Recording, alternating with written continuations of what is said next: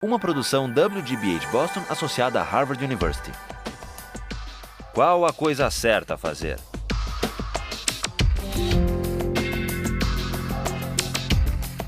Justice, com Michael Sandel. Esta terra é minha.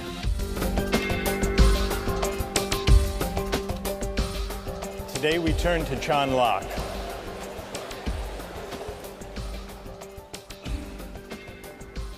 On the face of it, Locke is a powerful ally of the libertarian. First, he believes, as libertarians today maintain, that there are certain fundamental individual rights that are so important that no government, even a representative government, even a democratically elected government, can override them. Not only that, he believes that those fundamental rights include a natural right to life, liberty, and property. And furthermore, he argues that the right to property is not just the creation of government or of law. The right to property is a natural right in the sense that it is pre-political. It is a right that attaches to individuals as human beings, even before government comes on the scene, even before parliaments and legislatures enact laws to define rights and to enforce them. Locke says in order to think about what it means to have a natural right, we have to imagine the way things are before government, before law. And that's what Locke means by the state of nature. He says the state of nature is a state of liberty.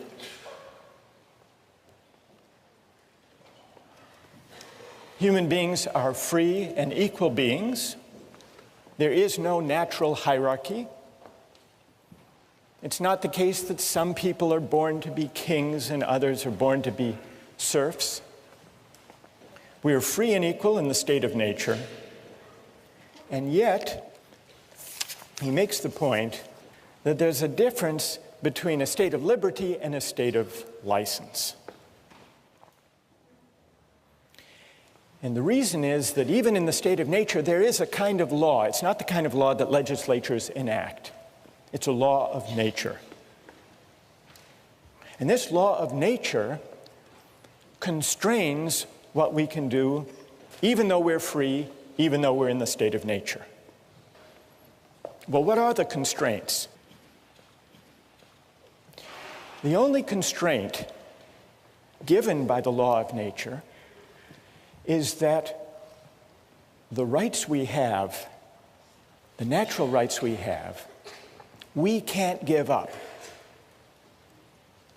nor can we take them from somebody else. Under the law of nature, I'm not free to take somebody else's life or liberty or property, nor am I free to take my own life or liberty or property. Even though I'm free, I'm not free to violate the law of nature. I'm not free to take my own life or to sell myself into slavery or to give to somebody else arbitrary, absolute power over me. So where does this constraint, you may think it's a fairly minimal constraint, but where does it come from? Well, Locke tells us where it comes from, and he gives two answers. Here's the first answer. For men, being all the workmanship of one omnipotent and infinitely wise maker, namely God, they are his property, whose workmanship they are made to last during his, not one another's, pleasure. So one answer to the question is, why can't I give up my natural rights to life, liberty, and property is, well, they're not, strictly speaking, yours. After all, you are the creature of God. God has a bigger property right in us, a prior property right. Now you might say that's an unsatisfying, unconvincing answer, at least for those who don't believe in God. What did Locke have to say to them? Well, here's where Locke appeals to the idea of reason. And this is the idea that if we properly reflect on what it means to be free, we will be led to the conclusion that freedom can't just be a matter of doing whatever we want. I think this is what Locke means when he says, the state of nature has a law of nature to govern it which obliges everyone, and reason, which is that law, teaches mankind who will but consult it that all being equal and independent, no one ought to harm another in his life, health, liberty, or possessions. This leads to a puzzling, paradoxical feature of Locke's account of rights. Familiar in one sense, but strange in another. It's the idea that our natural rights are unalienable. What does unalienable mean? It's not for us to alienate them or to give them up, to give them away, to trade them away, to sell them. Consider an airline ticket. Airline tickets are non-transferable, or tickets to the Patriots or to the Red Sox. Non-transferable tickets are unalienable. I own them in the limited sense that I can use them for myself, but I can't trade them away. So in one sense, an unalienable right, a non-transferable right, makes something I own less fully mine. But in another sense of unalienable rights, especially where we're thinking about life, liberty, and property, for a right to be unalienable makes it more deeply, more profoundly mine. And that's Locke's sense of unalienable. We see it in the American Declaration of Independence. Thomas Jefferson drew on this idea of Locke. Unalienable rights to life, liberty, and as Jefferson amended Locke, to the pursuit of happiness. Unalienable rights. Rights that are so essentially mine that even I can't trade them away or give them up. So these are the rights we have in the state of nature, before there is any government. In the case of life and liberty, I can't take my own life, I can't sell myself into slavery any more than I can take somebody else's life or take someone else as a slave by force. But how does that work in the case of property? Because it's essential to Locke's case that private property can arise even before there is any government. How can there be a right to private property even before there is any government? Locke's famous answer comes in section 27. Every man has a property in his own person. This nobody has any right to but himself. The labor of his body and the work of his hands, we may say, are properly his. So he moves, as the libertarians later would move, from the idea that we own ourselves, that we have property in our persons, to the closely connected idea that we own our own labor. And from that to the further claim that whatever we mix our labor with that is unowned becomes our property. Whatever he removes out of the state that nature has provided and left it in, he has mixed his labor with and joined it to something that is his own, and thereby makes it his property. Why? Because the labor is the unquestionable property of the laborer, and therefore no one but the laborer can have a right to what is joined to or mixed with his labor.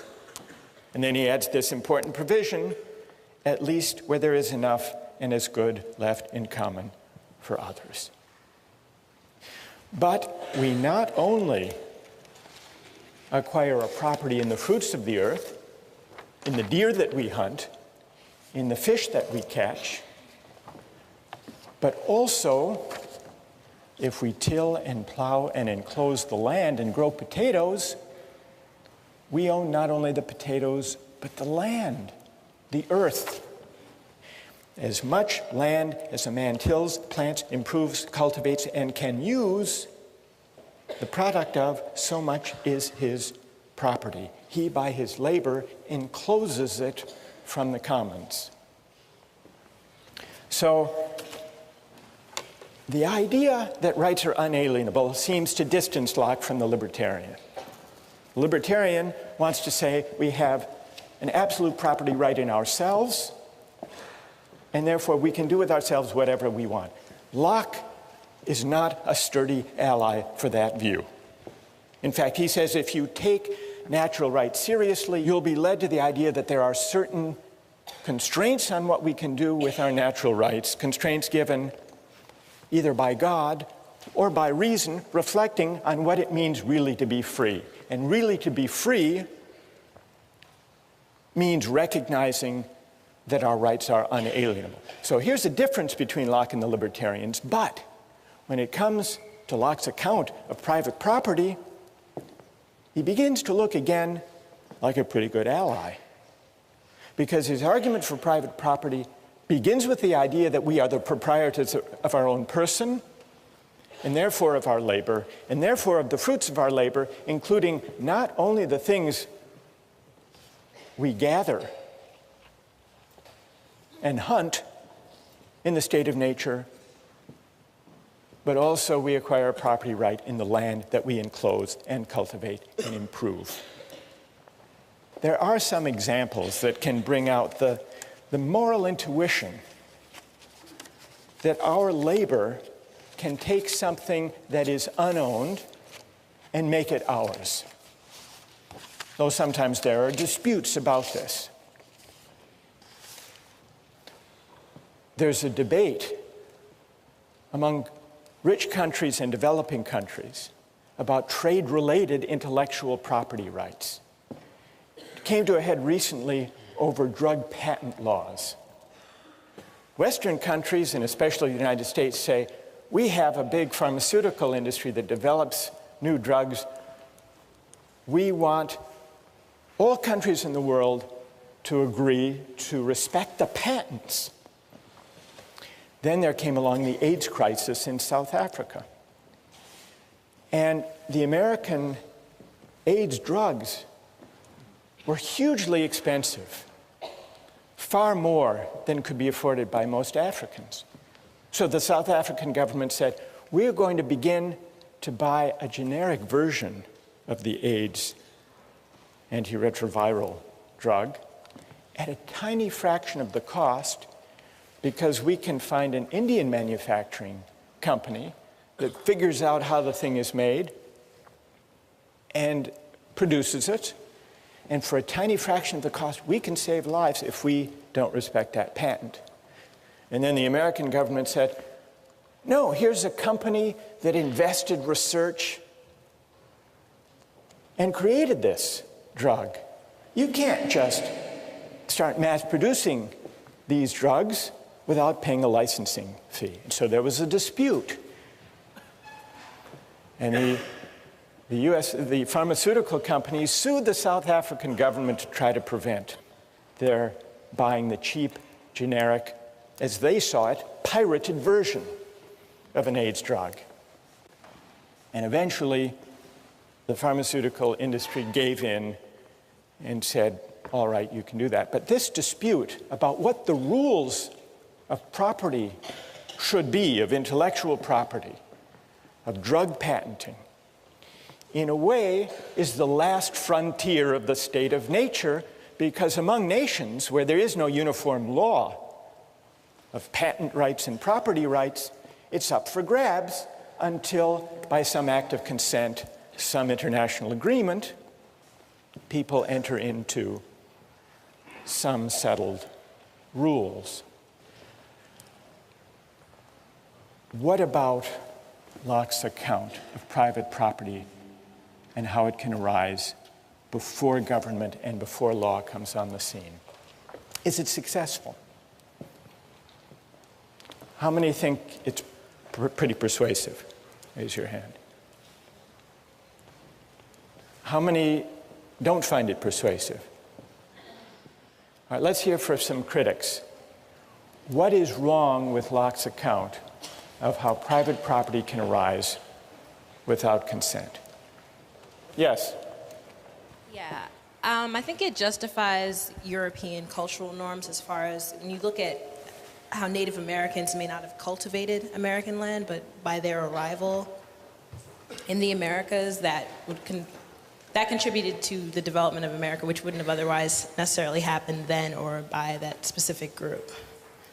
So you think that this is this defense of private property in land? Yes, because it complicates original acquisition if you only cite the arrival of foreigners that cultivated the land. I see. And what's your name? Rochelle.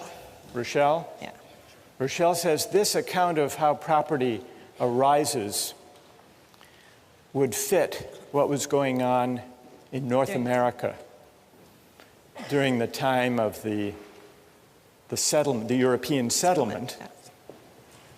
Do you think, Rochelle, that it's a way of defending the appropriation of the land? Indeed, because I mean he's also justifying the Glorious Revolution, so I don't think it's inconceivable that he's also justifying colonization as well. Well, that's an interesting historical suggestion, and I think there's a lot to be said for it. What do you think of the validity of his argument, though? Because if you're right that this would justify the taking of land in North America from Native Americans who didn't enclose it, if it's a good argument, then Locke's given us a justification for that. If it's a bad argument, then Locke's given us a mere rationalization that isn't morally defensible. I'm leaning to the second one. You're leaning toward the second. That's my opinion as well. All right, well then let's hear if there's a defender of Locke's account of private property. And it would be interesting if they could address Rochelle's worry that this is just a way of defending the appropriation of land by the American colonists from the Native Americans who didn't enclose it. Is there someone who will defend Locke on that point? You ready? Are you going to defend Locke?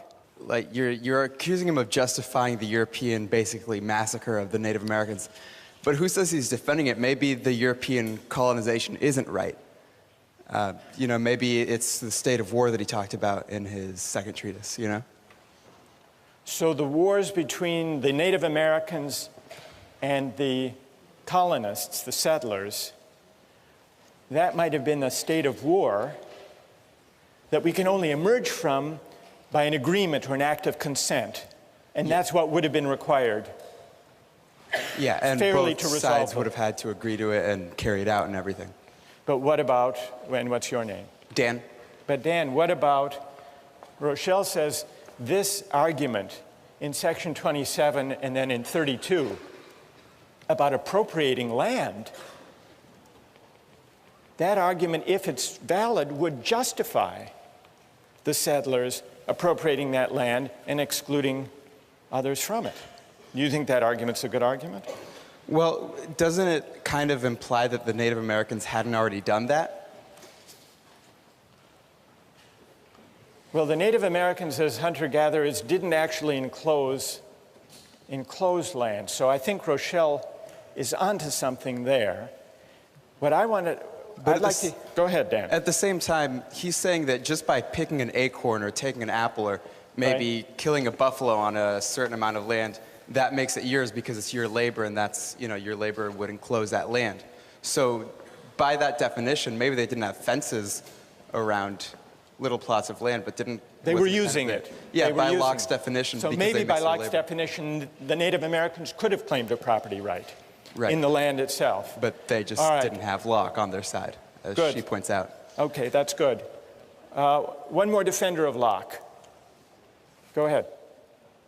Well, I mean, just to defend Locke, he does say that there are sometimes in which you can't take another person's land. For example, you can't acquire land that is common property to people. And in terms of American Indians, I feel like they already had civilizations themselves, and they were using land in common. So it's kind of like an analogy to what he was talking about with like the common English property. You can't take land that everybody's sharing in common. Interesting. And That's also, interesting. you can't take land unless you make sure that there's as much land as possible left for other people to take as well. So if you're taking so you have to make sure that whenever you take land, or that there's enough left for other people to use. That's just as good as the land that you took. So. That's true. Locke says there has to be this right to private property in the earth is subject to the provision that there be as much and as good left for others. What's your name? Right. I'm Fang. So Fang, in a way, agrees with Dan that maybe there is a claim within Locke's framework that could be developed on behalf of the Native Americans. Here's the further question. If the right to private property is natural, not conventional, if it's something that we acquire even before we agree to government, how does that right constrain what a legitimate government can do?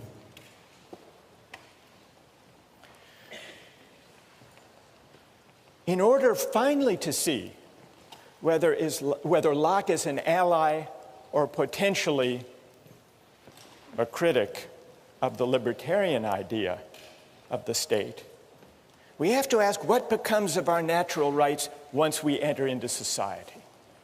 We know that the way we enter into society is by consent, by agreement, to leave the state of nature and to be governed by the majority and by a system of laws, human laws. But those human laws are only legitimate if they respect our natural rights, if they respect our unalienable rights to life, liberty, and property. No parliament, no legislature, however democratic its credentials, can legitimately violate our natural rights. This idea that no law can violate our right to life, liberty, and property would seem to support the idea of a government so limited that it would gladden the heart of the libertarian after all. But those hearts should not be so quickly gladdened, because even though for Locke the law of nature persists once government arrives, even though Locke insists on limited government, government limited by the end for which it was created, namely the preservation of property, even so, there's an important sense in which what counts as my property, what counts as respecting my life and liberty, are for the government to define. That there be property, that there be respect for life and liberty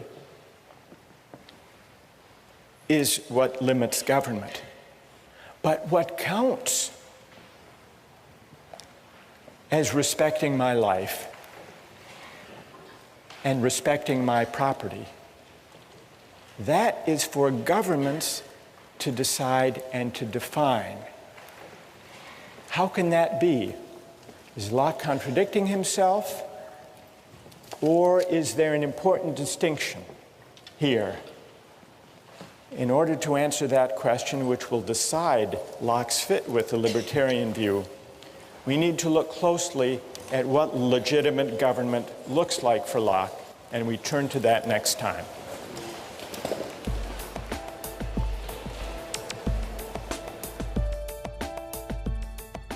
Nikolai, if you didn't think you'd get caught, would you pay your taxes? I don't think so. I would rather have a system personally that I could give money to exactly those sections of the government that I support and not just blanket support everything. You'd rather be in the state of nature, at least Exactly. on April 15th.